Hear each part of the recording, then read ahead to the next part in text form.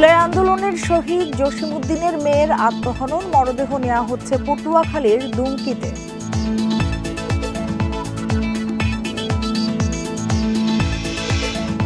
মাগুরায় শিশু আসিয়া ধর্ষণ ও হত্যা মামলায় প্রথম দিনে সাক্ষ্য গ্রহণ শেষ, আগামীকাল আবারও সাক্ষ্য নেয়ার দিন ধার্য।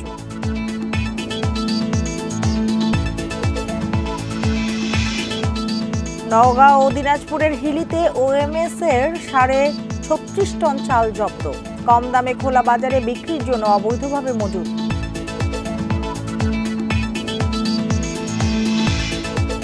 সিলেট আন্তর্জাতিক বিমানবন্দর থেকে শুরু হচ্ছে কার্গো ফ্লাইট, ইউরোপীয় ইউনিয়ন ও যুক্তরাজ্যে যাবে পণ্য।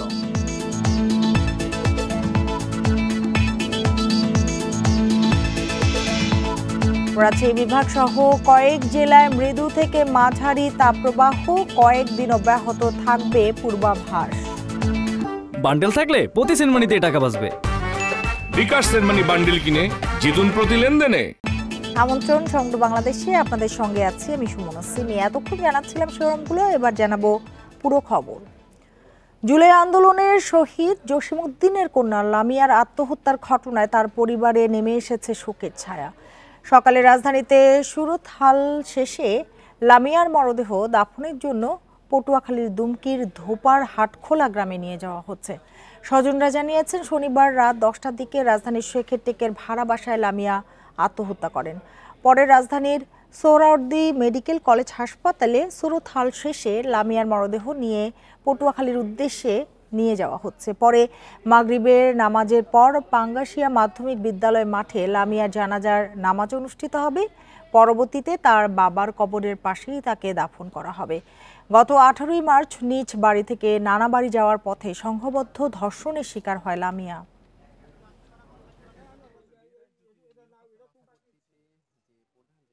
আমার নাতি তো শেষই হয়ে গেছে, এই যদি অগু ছিল আমার নাতি হত্যা করিয়ে গেছে, আমি বিষয় আগে ফাঁসি চাই। এ নিয়ে আরো জানাতে পটুয়াখালী থেকে যোগ দিয়েছেন সহকর্মী ফরিদ উদ্দিন আক্তার। ফরিদ, একটু বলবেন যে আর কতক্ষণ লাগবে মরদেহ পৌঁছতে, আর লামিয়ার যে বাড়ি পটুয়াখালী সেখানে কি ধরনের পরিবেশ দেখছেন, কারা উপস্থিত হয়েছেন? আমি এই মুহূর্তে দাঁড়িয়ে আছি শহীদ জসিমউদ্দিনের পাঙ্গাশিয়া গ্রামের বাড়িতে। আমরা জানতে পেরেছি লামিয়ার লাশ তার স্বজনেরা ঢাকা থেকে দুপুর 12টার নাগাদ রওনা দিয়েছেন।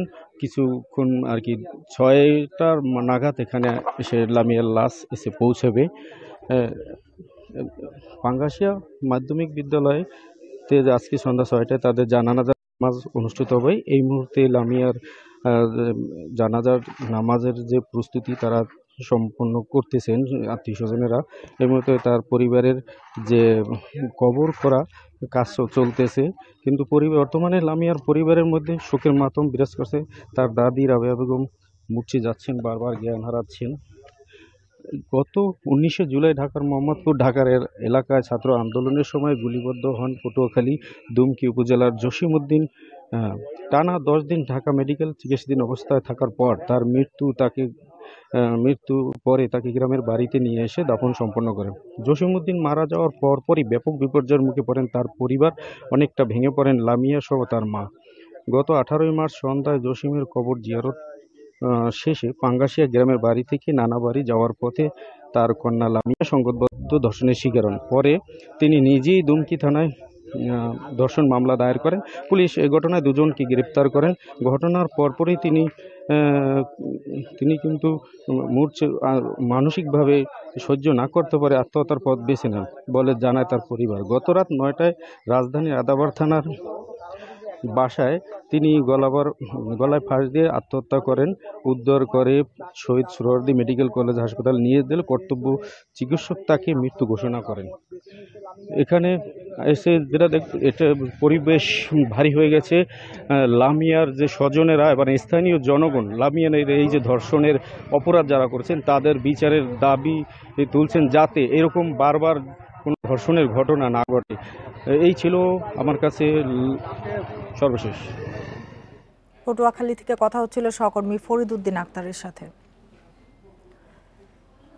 মাগুরায় শিশু আসিয়া ধর্ষণ ও হত্যা মামলার প্রথম দিনের সাক্ষ্য গ্রহণ শেষ হয়েছে। সকাল 10:30টার দিকে মাগুরার নারী ও শিশু নির্যাতন দমন ট্রাইব্যুনালের বিচারক এম জাহিদ হাসানের আদালতে সাক্ষ্য গ্রহণ হয়। প্রথম দিন মামলার বাদী শিশু আসিয়ার মা আয়েশা খাতুন, প্রতিবেশী জলি খাতুন ও আসিয়াকে বহনকারী ভ্যান চালক রুবেল হোসেনের সাক্ষ্য নেওয়া হয়। আগামীকাল আবারও সাক্ষ্য গ্রহণের দিন ধার্য করা হয়েছে। এর আগে সকালে জেলা কারাগার থেকে আদালতে আনা হয় 4 জন আসামিকে। এদিকে মামলা শুরু থেকে আসামি পক্ষে কোনো আইনজীবী না থাকলেও লিগ্যাল এইডের মাধ্যমে নিয়োগপ্রাপ্ত আইনজীবী আজ সাক্ষীদের জেরা করেছে। গত 5ই মার্চ বোনের শ্বশুরবাড়িতে গিয়ে ধর্ষণের শিকার হয় 8 বছরের শিশু আসিয়া। 13ই মার্চ চিকিৎসাধীন অবস্থায় মৃত্যু হয় তার। এ ঘটনায় মামলা দায়েরের পর বোনের জামাই, শ্বশুর, শাশুড়ি সহ 4 জনকে গ্রেপ্তার করা হয়। 13 এপ্রিল চার্জশিট দাখিল করে পুলিশ।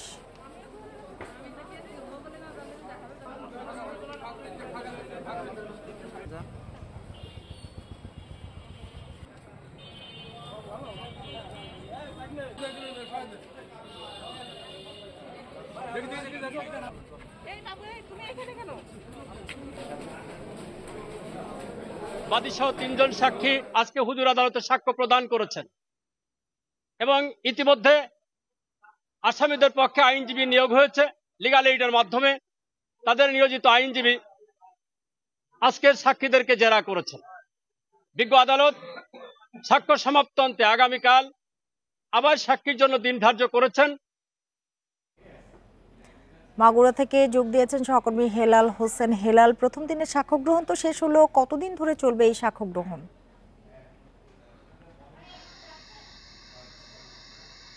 আপনাকে প্রথমেই জানিয়ে রাখি যে এই মামলার সাক্ষ্য গ্রহণ শুরু হয়েছে ইতিমধ্যে। আজকে এই মামলার যিনি বাদী ছিলেন শিশুটির মা, তিনি এবং এই মামলার প্রথম এবং দ্বিতীয় সাক্ষী তারা সাক্ষ্য গ্রহণ দিয়েছেন আদালতে।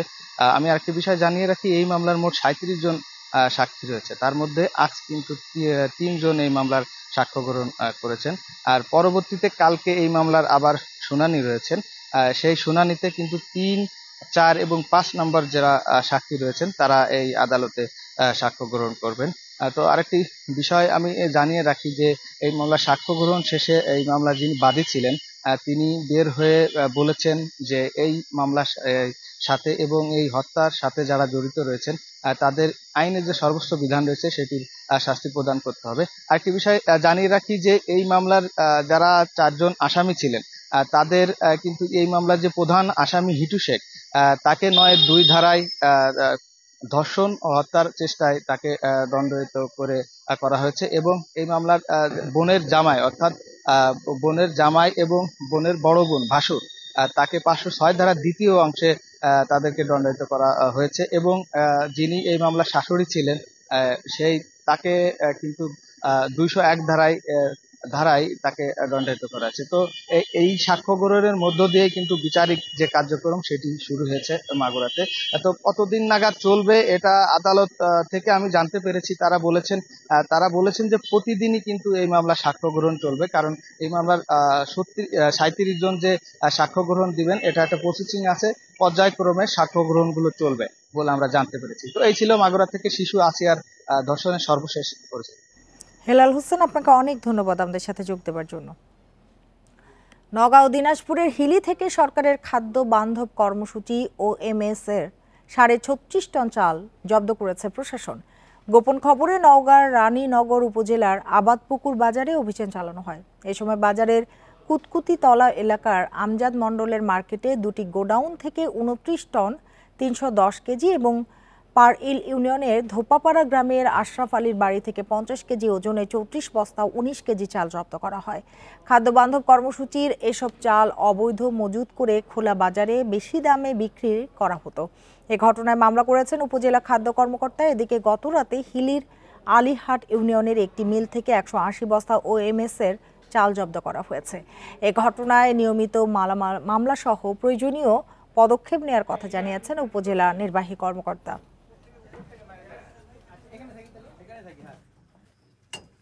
প্রায় 5000 কেজি মানে প্রায় 5.5 মেট্রিক টন খাদ্য বান্ধবের চাল পেয়েছি। এই চালগুলো বিতরণ হওয়ার পরে এইখানে এইভাবে স্টক হওয়ার বেআইনি এবং অবৈধ, তো এটার বিষয়ে আমরা আইনি ব্যবস্থা নিব। দিনাজপুরে ৩১৬ চাল কলের লাইসেন্স পুনর্বহালের দাবি জানিয়েছে জেলা চাল কল মালিক গ্রুপ। রোববার লাইসেন্স পুনর্বহালের দাবিতে প্রধান উপদেষ্টা বরাবর জেলা প্রশাসকের কাছে স্মারকলিপি দিয়েছে দিনাজপুর জেলা চাল কল মালিক গ্রুপ। স্মারকলিপিতে দাবি করা হয়েছে, গত আমন মৌসুমে সরকার কর্তৃক নির্ধারিত ধানের দামের চাইতে বাজারে ধানের দাম বেশি ছিল। এছাড়া প্রাকৃতিক দুর্যোগে লোডশেডিং, ব্যাংক সুদের হার বৃদ্ধি এবং আর্থিক সক্ষমতা না থাকায় সরকারের সাথে চুক্তি সম্পাদন করতে পারেনি ৩১৬টি চাল কলের মালিক। এসব চাল কলের লাইসেন্স বাতিল থাকলে শ্রমিক কর্মচারীরা কর্মহীন হয়ে পড়বেন। এবছর আমন মৌসুমে চুক্তি অনুযায়ী চাল সরবরাহ না করায় দিনাজপুরে ৩১৬টি চাল কলের লাইসেন্স বাতিল করে খাদ্য বিভাগ।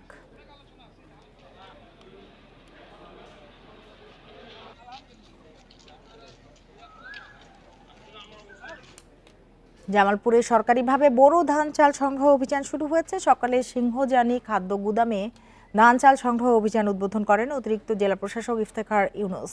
খাদ্য বিভাগ জানায়, চলতি মৌসুমে জেলায় সরকারিভাবে ৮,৯৩১ মেট্রিক টন ধান, ৪১,৮৩৫ মেট্রিক টন সিদ্ধ চাল সংগ্রহের লক্ষ্যমাত্রা নির্ধারণ করা হয়েছে। জেলার চুক্তিবদ্ধ ২১৪ জন চালকল মালিক সরকার নির্ধারিত ৪৯ টাকা কেজি মূল্যে চাল এবং কৃষকরা ৩৬ টাকা কেজি মূল্যে ধান সরবরাহ করবেন। একজন কৃষক সর্বোচ্চ সরবরাহ করতে পারবেন ৩ টন ধান। আজ থেকে সিলেটের ওসমানী আন্তর্জাতিক বিমানবন্দর থেকে শুরু হচ্ছে কার্গো ফ্লাইট। ইউরোপীয় ইউনিয়ন ও যুক্তরাজ্যে পণ্য রপ্তানি করা হবে এ টার্মিনাল থেকে। রোববার সন্ধ্যা ৭টায় ৫৮ টন গার্মেন্টস পণ্য নিয়ে স্পেনের উদ্দেশ্যে একটি কার্গো বিমান রওনা হবে বলে জানান ওসমানী বিমানবন্দরের ব্যবস্থাপক হাফিজ আহমদ। সন্ধ্যায় অন্তর্বর্তীকালীন সরকারের বাণিজ্য এবং বেসামরিক বিমান ও পর্যটন উপদেষ্টা শেখ বশির উদ্দিন কার্গো ফ্লাইটের আনুষ্ঠানিক উদ্বোধন করবেন। এর মাধ্যমে বাংলাদেশের রপ্তানি বাণিজ্যে নতুন অধ্যায়ের সূচনা হবে বলে মনে করেন সংশ্লিষ্টরা। সম্প্রতি ভারত কর্তৃক বাংলাদেশের পণ্য রপ্তানির ট্রান্সশিপমেন্ট সুবিধা বাতিলের পরিপ্রেক্ষিতে রপ্তানি বাণিজ্য সচল রাখতে এবং বিকল্প রুট খুঁজে পেতে এই উদ্যোগ নেওয়া হয়েছে। সম্প্রতি ২৬ কোটি টাকা ব্যয়ে সিলেট ওসমানী আন্তর্জাতিক বিমানবন্দরে কার্গো কমপ্লেক্স ও টার্মিনাল নির্মাণ করা হয়েছে।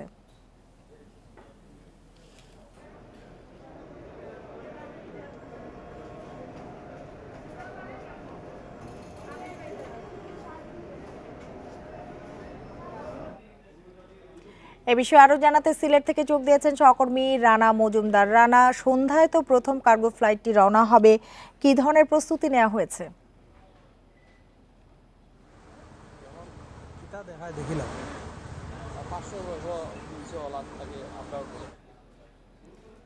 রানা, আপনি কি আমাকে শুনতে পাচ্ছেন?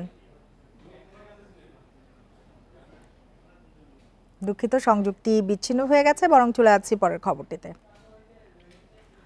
রাজশাহী বিভাগ ও খুলনা, চুয়াডাঙ্গা সহ ৮ জেলায় বয়ে যাচ্ছে মৃদু থেকে মাঝারি তাপপ্রবাহ। এই অবস্থা আরও কয়েকদিন অব্যাহত থাকার পূর্বাভাস দিয়েছে আবহাওয়া অধিদপ্তর। সংস্থাটির তথ্য অনুসারে ঢাকা সহ বিভিন্ন জেলায় আজ বজ্রসহ বৃষ্টি হতে পারে, তবে বৃষ্টি হলেও কমবে না গরমের তীব্রতা। সারা দেশে দিন ও রাতে তাপমাত্রা প্রায় একই রকম থাকবে। আবহাওয়াবিদরা জানিয়েছেন, গত বছরের তুলনায় এবার গরমের তীব্রতা কিছুটা কম থাকবে। মে মাসে সর্বোচ্চ তাপমাত্রা ৩৬ থেকে ৪০ ডিগ্রি সেলসিয়াসের মধ্যে ওঠানামা করবে, তবে বাতাসে জলীয় বাষ্পের উপস্থিতি বেশি থাকায় গরম অনুভূত হবে বেশি। ভোর ৬টা পর্যন্ত গত ২৪ ঘন্টায় দেশের সর্বোচ্চ তাপমাত্রা রেকর্ড করা হয় রাজশাহীতে ৩৮.৩ ডিগ্রি সেলসিয়াস। এ সময়ে রাজধানীর তাপমাত্রা ছিল ৩৫.৬ ডিগ্রি সেলসিয়াস। আগামীকালের মধ্যে অনেকটা তাপমাত্রা কমে যাবে।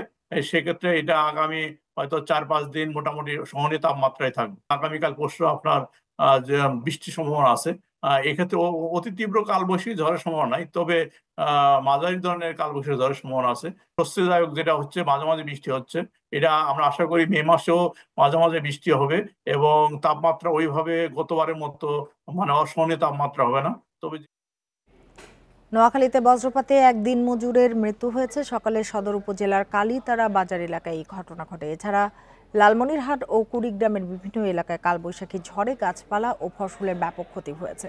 শনিবার রাতে লালমনিরহাট সদর, আদিতমারি ও কালীগঞ্জ উপজেলার অন্তত ১৫টি গ্রামে কালবৈশাখী ঝড় তাণ্ডব চালিয়েছে। এতে এসব এলাকার বিভিন্ন উঠতি ফসলের ক্ষতি হয়েছে। ঝড়ে লালমনিরহাট বুড়িমারি মহাসড়কের সাপটিবাড়ি এলাকায় গাছ পড়ে যান চলাচল বন্ধ হয়ে যায়।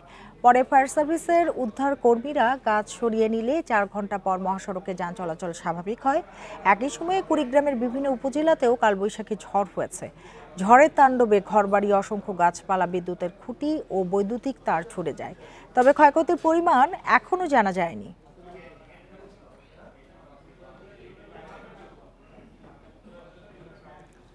টাঙ্গাইলের ধনবাড়ি অভয়ারণ্য পাঠাগারের 4 শতাধিক বই লুটপাটের অভিযোগ দায়েরের 3 দিন পেরিয়ে গেলেও এখনো কোনো ব্যবস্থা নেয়নি প্রশাসন। গত বৃহস্পতিবার রাতে ঢাকা জামালপুর আঞ্চলিক মহাসড়কের বাঁশহাটি এলাকায় অভয়ারণ্য পাঠাগারে এই ঘটনা ঘটে। পাঠাগার কর্তৃপক্ষ জানিয়েছে, বাংলাদেশ খেলাফত মজলিসের নেতাকর্মী পাঠাগারে এসে রবীন্দ্রনাথ ঠাকুর, কাজী নজরুল ইসলাম, হুমায়ুন আহমেদ সহ বিভিন্ন লেখক ও সাহিত্যিকের 400-র বেশি বই লুট করে নিয়ে যায়। ঘটনার পরদিন জেলা প্রশাসক বরাবর লিখিত অভিযোগ দেয় পাঠাগার কর্তৃপক্ষ। ধনবাড়ি উপজেলা নির্বাহী কর্মকর্তা শাহিন মাহমুদ জানিয়েছেন, এ ঘটনার প্রেক্ষিতে খেলাফতে মজলিস ও পাঠাগার কর্তৃপক্ষকে সাথে নিয়ে সমাধানের চেষ্টা চলছে।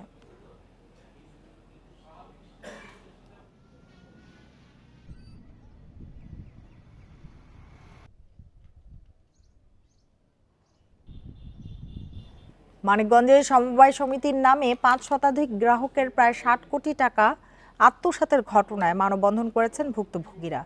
রোববার দুপুরে সিংগাই উপজেলার উত্তর জামসা এলাকায় টাকা ফেরত চেয়ে এ মানববন্ধন করেন ভুক্তভোগী গ্রাহকরা। পরে সমিতির পরিচালক আমজাদ খানের বাড়ি ঘেরাও করে আসবাবপত্র ভাঙচুর করেন। ভুক্তভোগীরা জানান, 2005 সালে গ্রাম মানবিক উন্নয়ন ক্ষুদ্র ব্যবসায়ী সমবায় সমিতির মুনাফার লোভ দেখিয়ে গ্রামবাসীর কাছ থেকে মোটা অঙ্কের টাকা হাতিয়ে নেয়। এরপর আওয়ামী লীগ সরকারের পতনের পর সমিতির পরিচালকরা পালিয়ে যায়।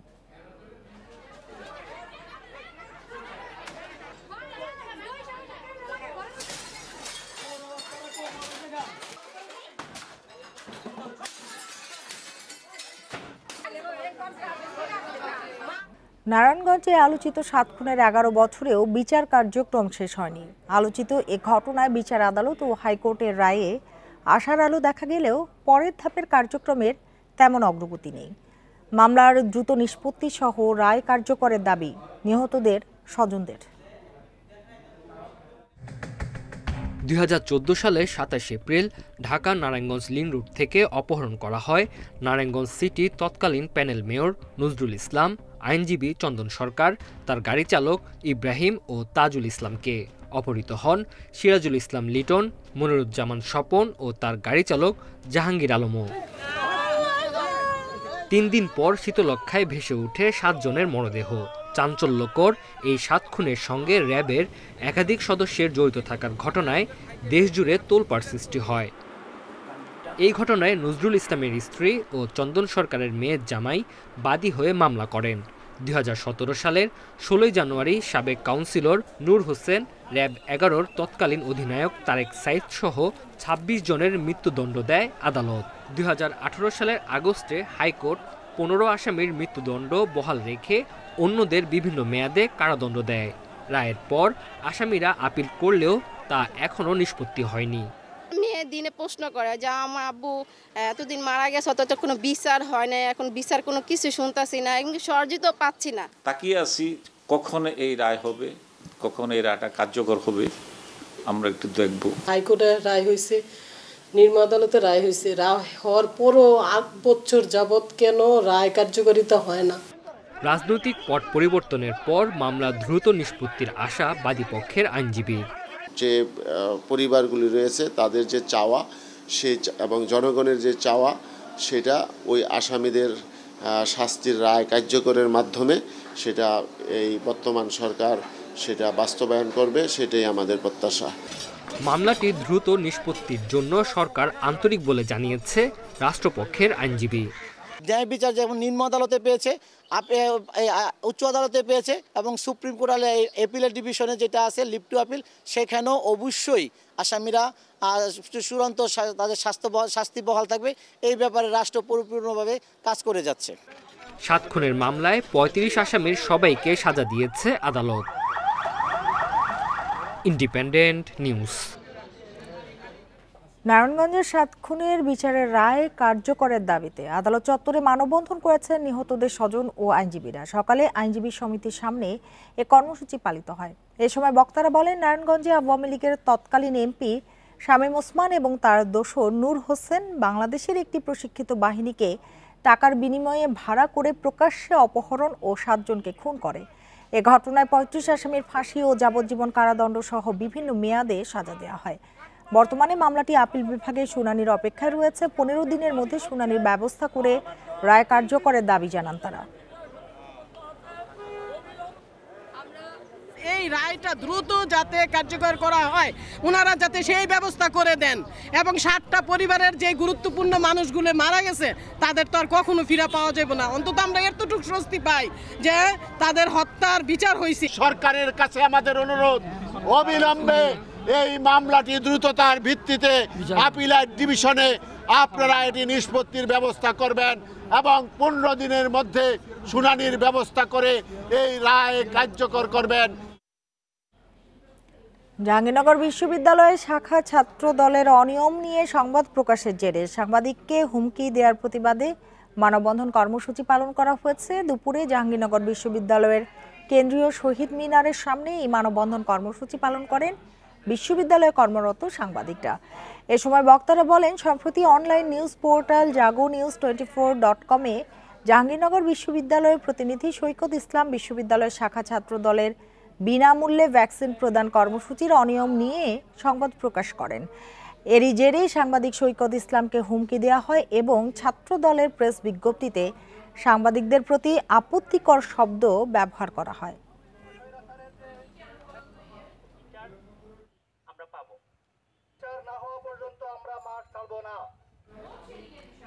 সাভারের বিরুলিয়া পোশাক শ্রমিক তানিয়া আক্তারের মরদেহ উদ্ধারের ঘটনায় নিহতের স্বামী সোহাগ মোল্লাকে গ্রেপ্তার করা হয়েছে।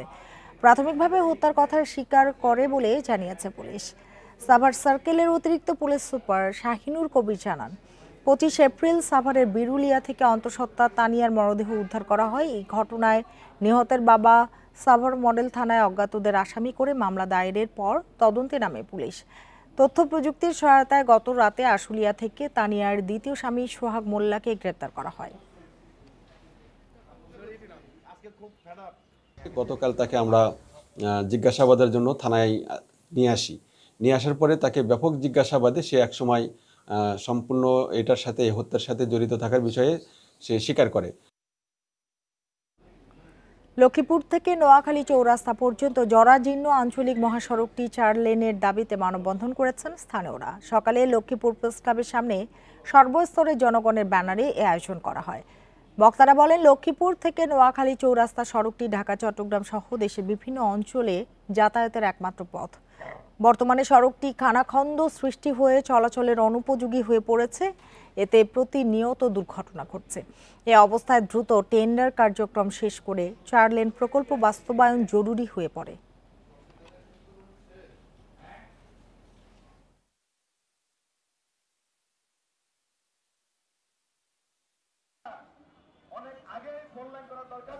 ঝিনাইদহের মহেশপুর সীমান্তের উপরে ভারতের অভ্যন্তরে ওবায়দুল রহমান নামে এক যুবককে গুলি করে হত্যা করেছে বিএসএফ।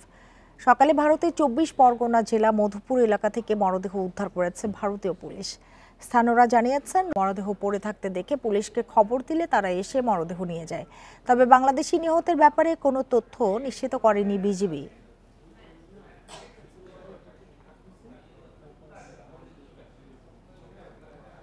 ডিপ্লোমা নার্সিংকে স্নাতক সমমান মর্যাদা দেওয়ার দাবিতে বিভিন্ন জেলায় মানববন্ধন ও বিক্ষোভ করেছেন নার্সিং শিক্ষার্থীরা।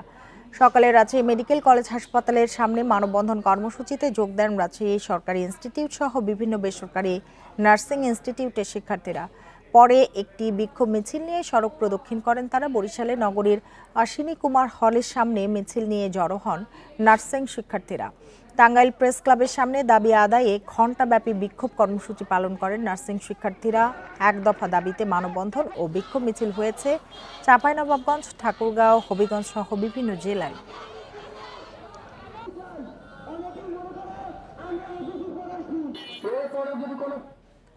খুলনা প্রকৌশল ও প্রযুক্তি বিশ্ববিদ্যালয়ে উপাচার্য বিরোধী আন্দোলনে নেতৃত্ব দেয়া 4 জন ছাত্রকে মারধরের অভিযোগ উঠেছে। শনিবার রাত 8টার দিকে ক্যাম্পাসের বাইরে ফুলবাড়ি গেট এলাকায় এ ঘটনা ঘটে। আহত শিক্ষার্থীরা হলেন 19 ব্যাচের মোহাম্মদ ওবায়দুল্লাহ, মুজাহিদুল ইসলাম, গালিব রাহাত ও মোহন। শিক্ষার্থীরা জানান রাতে 4 জন ক্যাম্পাসের বাইরে ফুলবাড়ি গেট বাস স্ট্যান্ডে খাবার খেতে যান। এ সময় 10 থেকে 12 জন যুবক লাঠি দিয়ে তাদের মারধর করে পালিয়ে যায়। পরে স্থানীয়রা আহত 4 জনকে উদ্ধার করে কুয়েট মেডিকেল সেন্টারে ভর্তি করান।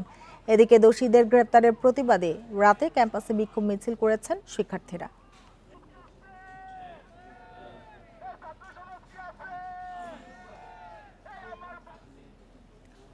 আওয়ামী লীগ ছাড়ার ঘোষণা দিয়ে নৌকার ভাস্কর্য ভেঙে ফেললেন গোপালগঞ্জের কোটালীপাড়া উপজেলার পিঞ্জুরি ইউনিয়নের সভাপতি ও সাবেক চেয়ারম্যান আবু সাইদ শিকদার।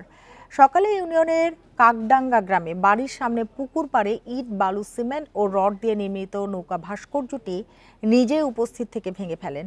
30 বছর ধরে পিঞ্জুরি ইউনিয়ন আওয়ামী লীগের সভাপতি হিসেবে দায়িত্ব পালন করে আসছিলেন আবু সাইদ শিকদার। তিনি সাবেক ধর্ম প্রতিমন্ত্রী শেখ মোহাম্মদ আবদুল্লাহর ভাগ্নে।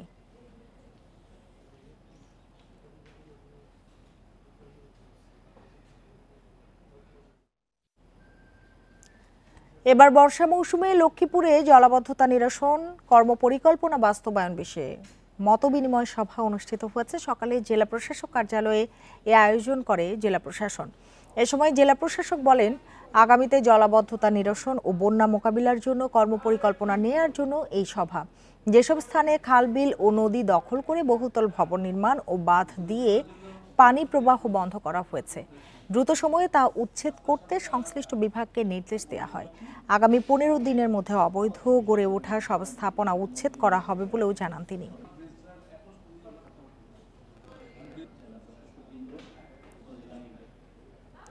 নওগাঁয় অনুষ্ঠিত হলো কবি, প্রাবন্ধিক ও গবেষক আতাউল হক সিদ্দিকীর কবিতায় আবৃত্তি সন্ধ্যা। শনিবার সন্ধ্যায় শহরের কেডি সরকারি উচ্চ বিদ্যালয় মিলনায়তনে এর আয়োজন করে নওগাঁ সাংস্কৃতিক ঐক্য। অনুষ্ঠানে আবৃত্তি শিল্পীরা আতাউল হক সিদ্দিকীর কালজয়ী কবিতাগুলো থেকে নির্বাচিত অংশ পরিবেশন করেন। সাংস্কৃতিক অনুরাগী দর্শকদের উপস্থিতিতে মিলনায়তন মুখর হয়ে ওঠে। আয়োজকরা বলেন, এই আয়োজনের মাধ্যমে নতুন প্রজন্মের মাঝে আতাউল হক সিদ্দিকীর সাহিত্যকর্ম ছড়িয়ে দেয়াই ছিল মূল লক্ষ্য।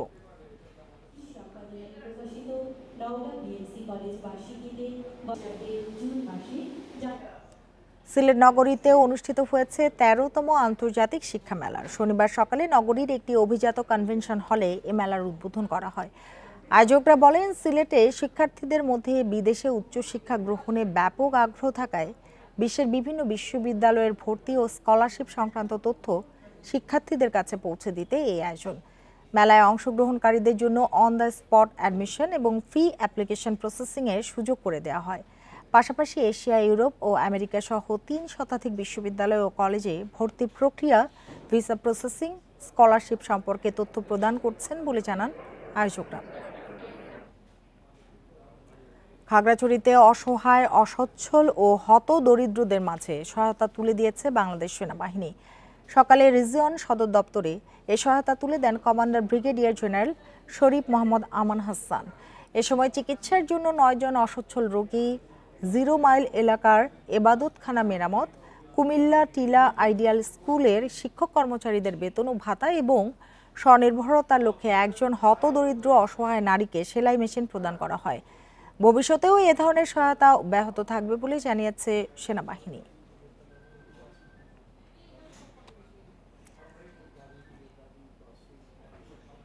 পুরো দিনের মধ্যে মাত্র 3 ঘন্টা বিদ্যুৎ পান ভোলার মনপুরা উপজেলার বাসিন্দারা। বিদ্যুৎ উৎপাদন কেন্দ্রের জেনারেটর নষ্ট থাকায় প্রায় 4 বছর ধরেই এমন ভোগান্তি। বিকল্প উপায়ে সোলার, আইপিএস ও ছোট জেনারেটর দিয়ে কোনো মতে বিদ্যুৎ সরবরাহ করে চলছে দ্বীপটির শিক্ষা, চিকিৎসা, ব্যবসা বাণিজ্য ও সরকারি সংস্থার কার্যক্রম। উপজেলা সদরের সোলার প্ল্যান্টের কাজ শেষ হলে ভোগান্তি কমবে আশ্বাস বিদ্যুৎ কর্মকর্তাদের। 373 বর্গ কিলোমিটার আয়তনের দ্বীপ উপজেলা মনপুরার 1.5 লাখ বাসিন্দা বিদ্যুৎ সংকটে আছেন প্রায় 4 বছর। দিনে 24 ঘন্টার মধ্যে সন্ধ্যার পর মাত্র 3 ঘন্টা বিদ্যুৎ পান তারা। সোলার, আইপিএস এবং জেনারেটরের মাধ্যমে উৎপাদিত এই বিদ্যুতের জন্য টাকাও গুনতে হচ্ছে বেশি। দিনে তো থাকে না, রাত্রে কোনো রকম বিদ্যুৎ দেয় তাও নিয়ে যাই, পোলাপাইনেরে পড়ালেখা করাইতে পারি না, এত সমস্যা। আমি জয়েন করার পরে এখানে বিদ্যুৎ নাই, আর বিদ্যুৎ না থাকার কারণে আমাদের অনেক সমস্যা হচ্ছে। সরকারি যত প্রতিষ্ঠান আছে এখানে আমরা এর ভুক্তভোগী। টেস্টগুলা ডাক্তার দেয়, আমাদের ল্যাব থাকা সত্ত্বেও আমাদের যন্ত্রপাতি আছে, মেশিন আছে, কিন্তু আমরা এই গুরুত্বপূর্ণ টেস্টগুলো করতে পারি না। West zone power distribution company Ozopadico বলছে 4টি জেনারেটরের মধ্যে 2টি নষ্ট থাকায় মনপুরার বিদ্যুৎ কেন্দ্রের উৎপাদন ক্ষমতা নেমে এসেছে অর্ধেকে। 15 মেগাওয়াট চাহিদার বিপরীতে উৎপাদন মাত্র 420 কিলোওয়াট। তবে উপজেলা সদরে সোলার প্ল্যান্ট নির্মাণের কাজ চলছে। এছাড়া পাশের উপজেলা চরফ্যাশন থেকে সাবমেরিন কেবলের মাধ্যমে মনপুরাকে জাতীয় গ্রিডের সাথে সংযুক্ত করলে সংকট কমবে বলছেন কর্মকর্তারা। সোলার পাওয়ার প্ল্যান্টের কাজ শেষ হবে, আশা করি তখন সবাই 24 ঘন্টা বিদ্যুৎ পাবে। এছাড়াও আমাদের একটি প্রকল্পের মাধ্যমে সাবমেরিন ক্যাবেলের দ্বারা চরফ্যাশন থেকে বিদ্যুৎ সরবরাহের কাজও চলমান আছে। উপজেলার রামনেওয়াজ ও বাংলা বাজারে 2টি বেসরকারি সোলার প্ল্যান্ট থেকে প্রতিদিন প্রায় 500 কিলোওয়াট বিদ্যুৎ উৎপন্ন হচ্ছে। তবে এর 1199 গ্রাহককে ইউনিট প্রতি 35 টাকা হারে বিল পরিশোধ করতে হচ্ছে। জাতীয় গ্রিডের সাথে যুক্ত হলে এর ইউনিট প্রতি মূল্য দাঁড়াবে 6 থেকে 7 টাকায় বলছেন সংশ্লিষ্টরা। Independent news. তিস্তা নদীতে নাব্যতা সংকট বেড়েছে। উজানের ঢলে নেমে আসা নুড়ি পাথর, মাটি এবং পলি জমে ভরে গেছে নদী। খনন না করা এক সময়ের খরস্রোতা নদী এখন অনেক জায়গায় মরাখালে পরিণত হয়েছে। এ অবস্থায় 3 উপজেলার 15টি নৌঘাট বন্ধের পথে, যার নেতিবাচক প্রভাব পড়েছে তিস্তা পাড়ের মানুষের জীবন ও জীবিকার উপর।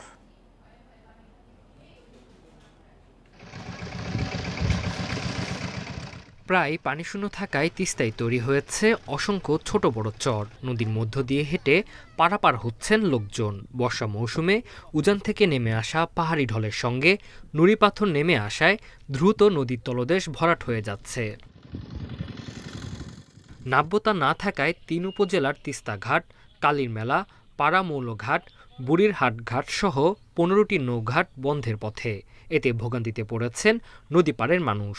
কৃষক, শিক্ষার্থী, ব্যবসায়ী, চাকরিজীবী সহ বিভিন্ন পেশাজীবী মানুষকে গন্তব্যে পৌঁছাতে পাড়ি দিতে হয় দীর্ঘ পথ। এতে অতিরিক্ত খরচের পাশাপাশি নষ্ট হচ্ছে সময়। নৌকায় চড়তাম, পাকার মাথায় নামা দিত, আর এখন পানি নাই, নদী পারাপার হতে আমাদের অসুবিধা হয়। বিভিন্ন জায়গায় চর জাগিয়েছে, নৌকা বিভিন্ন জায়গায় বাজে, নৌকায় একটু ভরলেই তাতে নৌকা যেতে পারে না, আমার অসুবিধা হয়। এদিকে তিস্তার বুকে চর জেগে উঠায় বেড়েছে ফসলের চাষ।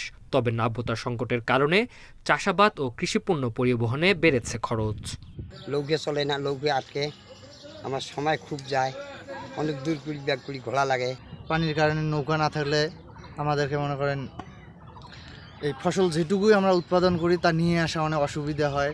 পানি উন্নয়ন বোর্ডের নির্বাহী প্রকৌশলী জানান, আপাতত তিস্তা খননের কোনো প্রকল্প নেই। মহাপরিকল্পনা খননের বিষয়টি থাকতে পারে। কুড়িগ্রাম জেলার নদ নদীগুলোর পানি ধরে রাখার জন্য আমাদের বর্তমানে তেমন কোনো প্রকল্প চলমান নেই। তবে ভবিষ্যতের জন্য যেমন তিস্তায় আমাদের একটি স্টাডি চলছে পাওয়ার চায়না কর্তৃক, সেখানে তিস্তা খননের মাধ্যমে কিছু নদীর নাব্যতা বৃদ্ধি প্লাস পানি ধরে রাখার একটি ব্যবস্থা হবে। প্রতিদিন 15টি নৌঘাট দিয়ে প্রায় 15,000 মানুষ যাতায়াত করেন। Independent news.